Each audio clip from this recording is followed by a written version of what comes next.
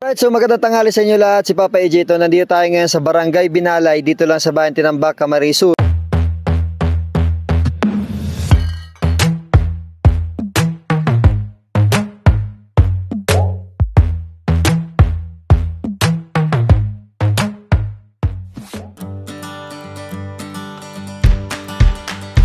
I was quietly protective of my heart to reassure that I couldn't break to pieces and be left alone once more.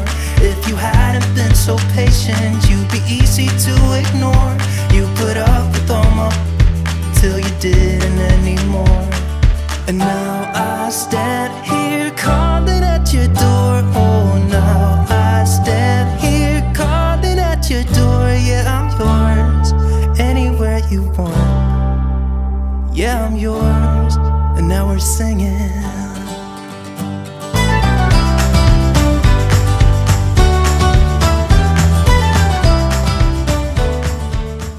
Alright, so magandang tanghali sa inyo lahat. Si Papa AJ ito. Nandito tayo ngayon sa Barangay Binalay, dito lang sa bayan Tinambak, Camarines Sur, para i-cover natin ang isa sa pinakamahabang tulay dito sa lugar na to. Ito ay tinawag na Pasusuan Bridge. Ito po ay tinayo taong 2007, pero kung makikita nyo pagdaan nyo dito sa tulay na to, makikita nyo pa rin ang lumang tulay na kung saan nasira na dahil sa katagalan.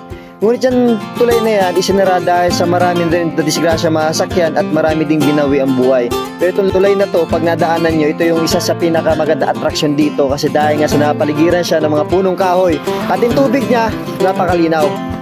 So hindi ko alam kung dugtong yan sa dagat kasi ang Tinambak din ay meron dito mga resort na kung saan talagang kaakit-akit rin dito sa lugar na ito at isa sa mga pinupuntahan ng mga turista. So ito yung dinadaanan papunta po si Ruma. Ayan, so galing kami doon kanina. So napakaganda. Kung na-imagine ko parang malapalawan ang itsura ng tubig. So napakalinaw.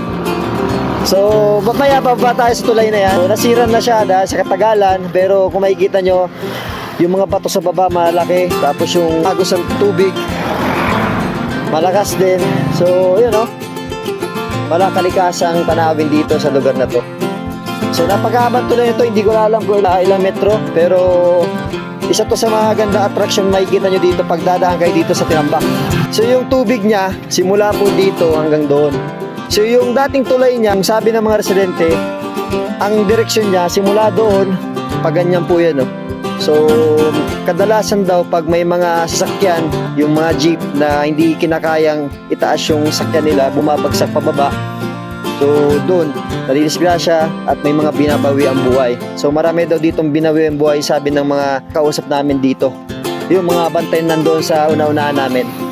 So bababa kami dyan, makikiraan kami sa mga bahay-bahay dyan para makapagkuha kami ng drone shots. So dito sa kabila naman, itsura naman dito.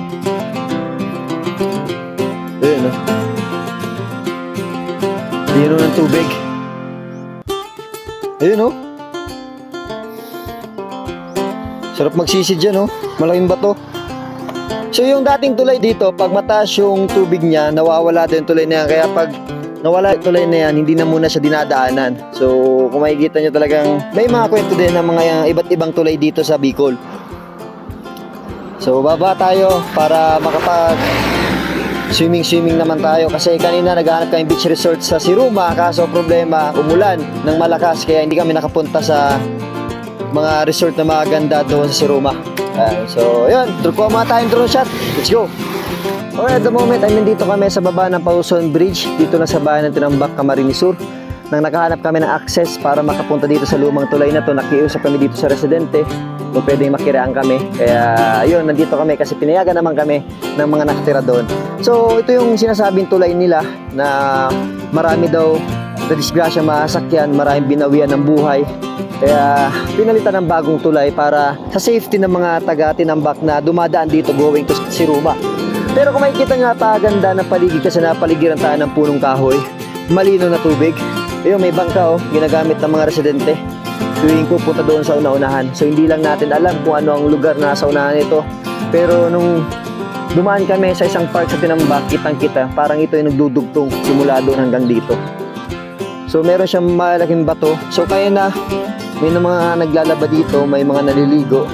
Ayun, hindi natin inaasahan na itong tulay na to ay marami na pala dito na disgrasya at mga binawian ng buhay. Kasi yung tulay na to, simula po doon hanggang doon.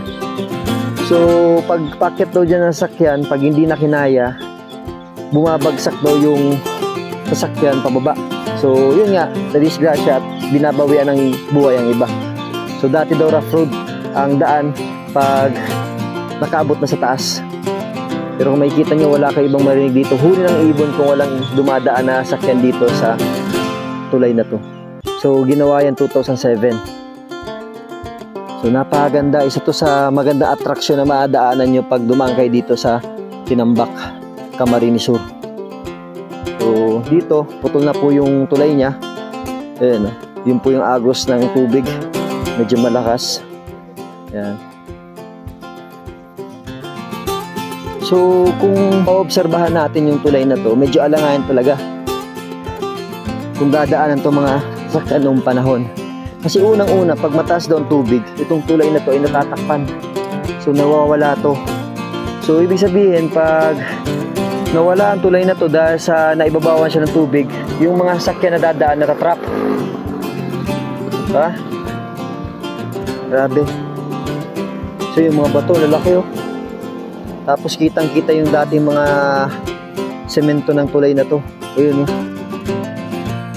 Pero napaganda kasi yung paligid natin ay purong punong kahoy. So ayun,